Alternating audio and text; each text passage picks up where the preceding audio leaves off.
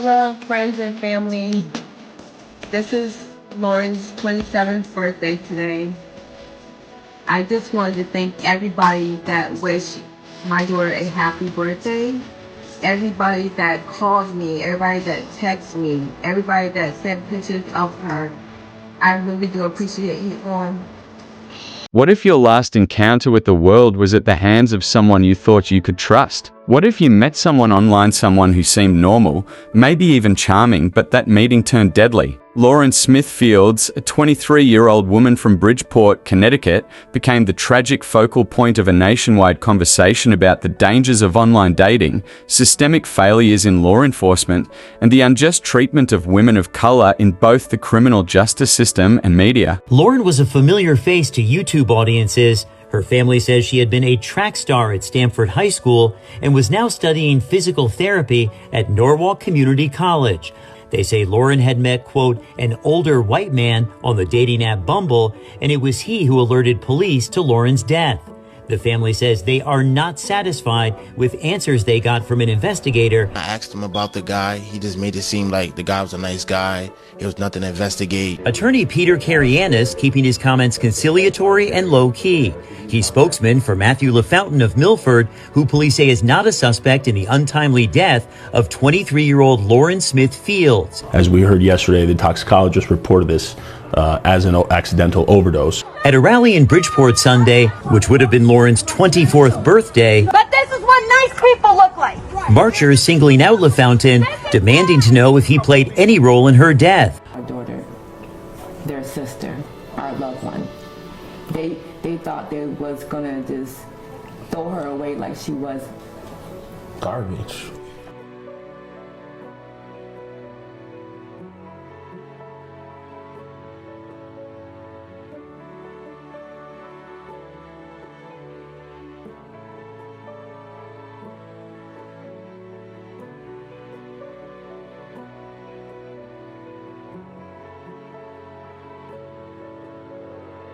On December 12, 2021, 23-year-old Lauren Smith Fields was found dead in her Bridgeport, Connecticut, apartment after a night with a man she had met on the dating app Bumble. What followed was not just the heartbreaking loss of a young woman, but a troubling display of law enforcement negligence, racial bias, and systemic failures. Amid this family's anguish are emotions of outrage and disgust at how the Bridgeport Police Department has investigated the mysterious death of 23-year-old Lauren Smith Fields. It was careless. It was no concern. There was no care for the family about how we felt, our grief, our pain, none of that. Lauren's case was initially brushed aside by police.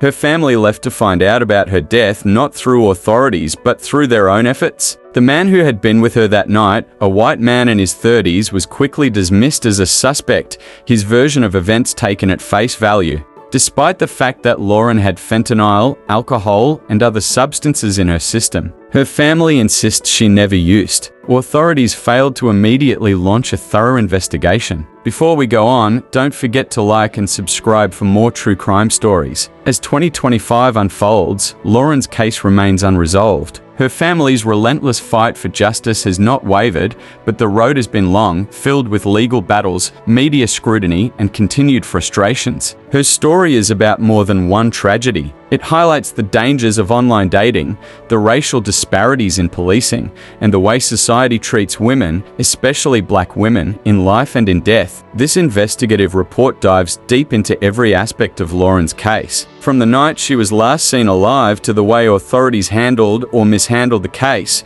from the role of social media in keeping her story alive to the larger conversation about safety in the digital dating world. Through interviews, legal analysis, and first-hand accounts, we seek to uncover the truth behind Lauren's death and why, even 4 years later, justice remains elusive. We begin with the most pressing question: who was Lauren Smith Fields? Lauren Smith Fields was more than just a headline. She was a daughter, a sister, a friend, and a young woman with a bright future ahead of her. Born and raised in Bridgeport, Connecticut, Lauren had recently graduated from the University of Bridgeport, earning a degree in social work. She had dreams of helping people, particularly those in underserved communities. Described as kind, intelligent, and full of life, Lauren was someone who could light up a room with her presence. Her social media reflected the vibrancy of her life, filled with laughter, travel, and moments of joy with her friends and family. She was ambitious, with dreams that stretched far beyond her hometown. Lauren's mother, Chantal Fields,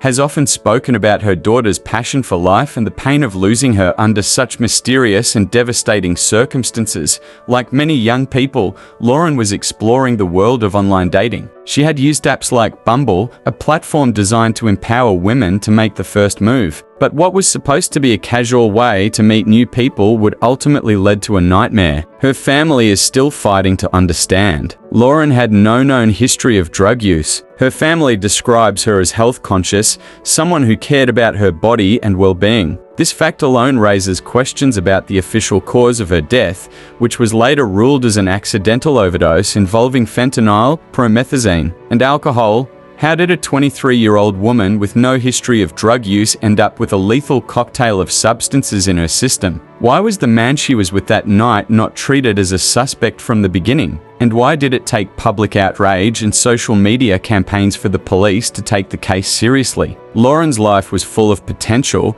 and her death has left behind more questions than answers. The fight for justice is about making sure those questions do not go ignored. It just hurts so bad without my daughter here. The family says they're angry the lead investigator did not detain for questioning the unnamed man Lauren met on Bumble, who reported her death to police at her apartment on Plymouth Street, where the body was discovered. The world has expressed a dissatisfaction in the way this investigation has been handled. When I asked him about the guy, he just made it seem like the guy was a nice guy. There was nothing to investigate. The family also claims they were dealt with, quote, dismissively and told to stop calling. Police have said all along they can't comment until the medical examiner releases the cause of death. I'm calling on the Bridgeport Police Commission, who has broad oversight powers over the Bridgeport Police, to ensure that this family receives answers. On the evening of December 11, 2021, Lauren Smith Fields arranged to meet a man she had recently connected with on Bumble. He was in his mid-30s, older than her, and their conversation had moved from the APP to text messages before they decided to meet in person. Lauren invited him over to her Bridgeport apartment, a small but cozy space where she lived independently. According to the man who has not been charged with any crime, he and Lauren spent the evening drinking tequila, playing games, and watching a movie. His account suggests the night was uneventful, but the details remain murky. At some point in the night, he claims, Lauren went into the bathroom for an extended period, and when she returned, she seemed fine. He says they continued drinking, and he later carried her to bed when she became drowsy. He allegedly woke up early in the morning, saw Lauren lying next to him, and assumed she was asleep. Rather than checking on her, he left. Hours later, Lauren's roommate arrived home and discovered her unresponsive. Panic set in, and emergency services were called. By the time authorities arrived, Lauren was already dead. What should have been a thorough and immediate investigation quickly took a troubling turn. Bridgeport police took Lafontain's statement and let him go without further questioning. The scene was not immediately treated as a crime scene, and crucial evidence, such as a condom, an overturned plate of food, and an unmarked pill, was left behind.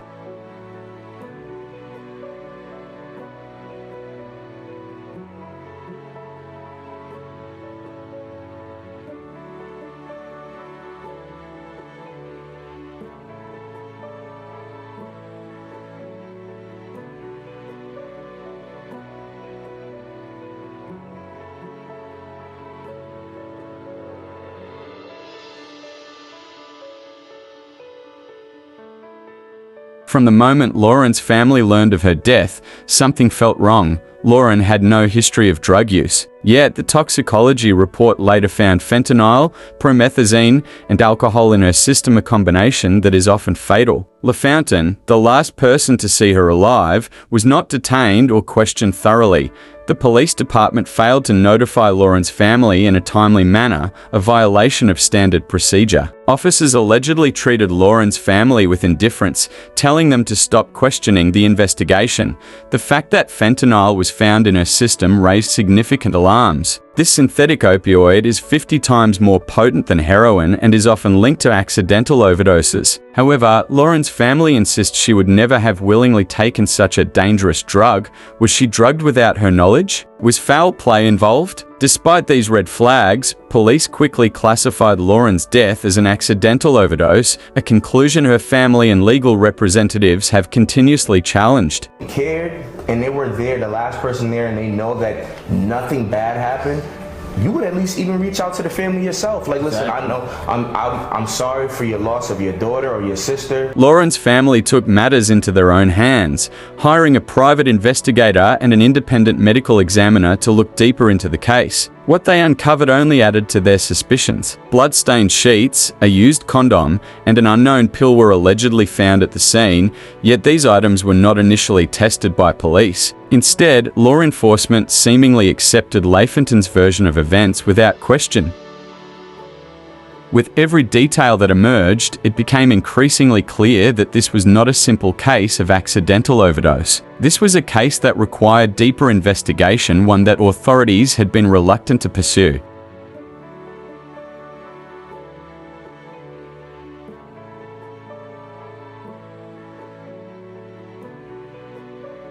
From the moment Lauren Smithfield's body was discovered, it was clear that something was deeply wrong, not just with the circumstances of her death, but with how authorities handled the case. When the Bridgeport Police Department arrived at Lauren's apartment on December 12, 2021, they failed to treat the scene as a potential crime scene. They took the word of Matthew LaFountain, the last known person to see her alive, and did not immediately detain or investigate him. Despite the presence of drugs in Lauren's system, no search warrant was issued for Lafontain's home, and no further questioning was conducted at the time. Any investigation, they let the guy go without any questioning, and they took a slight statement from him. And in that statement, he said that they never had sex, he slept with his clothes on. But yet still, 2 weeks after her death, we have to force them to collect a condom with semen in it, a thing of lubricant, a pill that was found on the counter, and a bloody bed sheet. We have to force the police to take it. And to this day, those items still have not been submitted to the state forensic laboratory. Attorney Crossland says many people have reached out to his office claiming the man had some sort of personal relationship with the Bridgeport Police Department. I have to say that we're looking to get the phone records of Detective Cronin, who was there at the scene at the same time. Because if his phone records show any call connections to this guy, then you know that we're working with a very corrupt space, right? And so far that he's under investigation by Internal Affairs and he's just been suspended. There is zero connection between any detectives and my client. Forensic evidence that could have been crucial to determining what happened, including a used condom, an overturned plate of food, and a mysterious pill was reportedly left behind. Even more disturbing was how Lauren's family found out about her death. The police never informed them. It was Lauren's mother, Chantal Fields, who learned of her daughter's passing after visiting the apartment,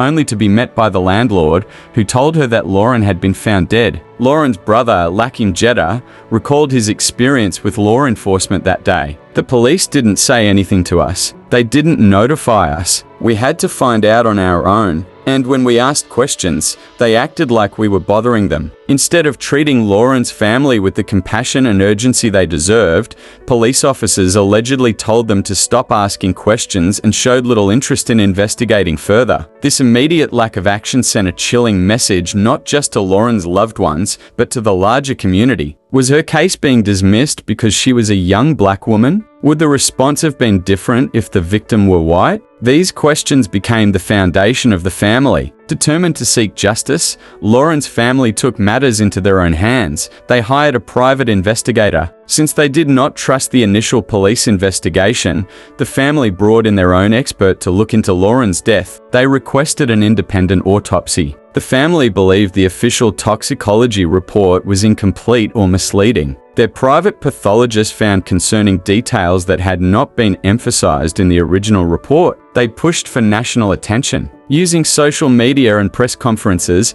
they called out the Bridgeport Police Department for its negligence. Lauren's family was not just fighting for her, they were also fighting for systemic change. Too often, cases involving black women are ignored or dismissed, and they refuse to let Lauren become another statistic. Lauren Smithfield's case is not an isolated incident. Across the US, cases involving missing or murdered black women often receive less urgency and attention than those of white women, a phenomenon often referred to as missing white woman syndrome. Cases like Gabby Petito's received national coverage. Petito's tragic case was investigated swiftly, with widespread media attention and aggressive law enforcement involvement. In contrast, Lauren's case struggled to gain traction outside of social media.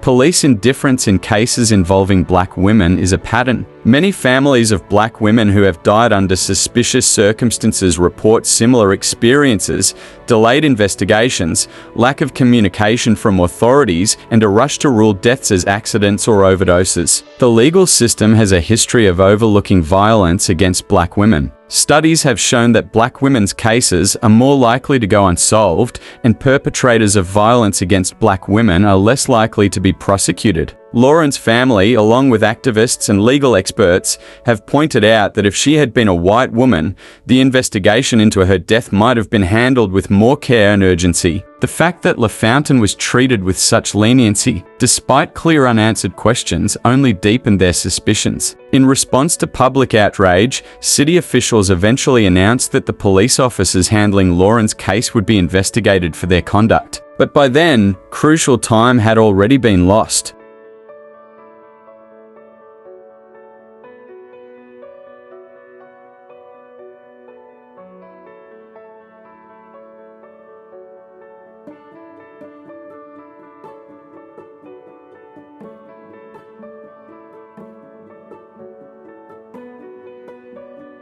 Now, in 2025, more than 3 years after Lauren Smithfield's death, justice remains elusive. Matthew LaFountain has never been charged with any crime. Despite being the last person to see Lauren alive and the inconsistencies in his statements, he was never treated as a suspect. The Bridgeport Police Department continues to face scrutiny. Though officers were investigated for mishandling the case, no significant consequences have been issued. Lauren's family is still pursuing legal action. They have filed lawsuits against the city of Bridgeport and its police department, citing negligence and racial bias. While Lauren's case remains unsolved, it has had a lasting impact on discussions about the need for law enforcement accountability in cases involving black women, stricter regulations for dating apps to improve user safety, greater media attention for missing and murdered black women. Lauren's family refuses to give up, and neither do the advocates who continue to demand justice in her name. On the 23rd January 2025,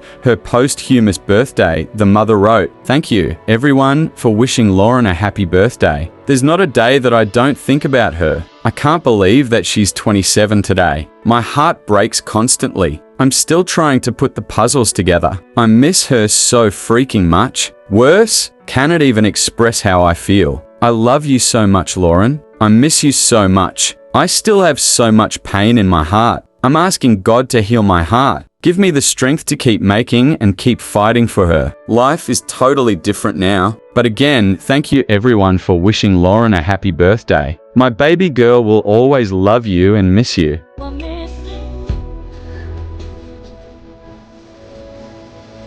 Hello, friends and family. This is Lauren's 27th birthday today. I just wanted to thank everybody that wished my daughter a happy birthday. Everybody that called me, everybody that texted me, everybody that sent pictures of her. I really do appreciate you all. It's been a very hard time, but thank God for my family and friends that keep checking on me. And today is a really hard day, but I have my friends and family around us right now, and I'm so grateful. I miss her dearly, so much. And we just want to say happy birthday, Lauren. And we love you. You're 27, man. And you will forever shine as our angel. We love you, baby. Love you, Lauren. Love you so Her story is a wake-up call about the dangers of online dating, the racial disparities in law enforcement, and the urgent need for accountability in cases involving black women. Justice for Lauren is justice for all the women whose stories are overlooked. The question remains, will her case ever be solved? With someone so insecure.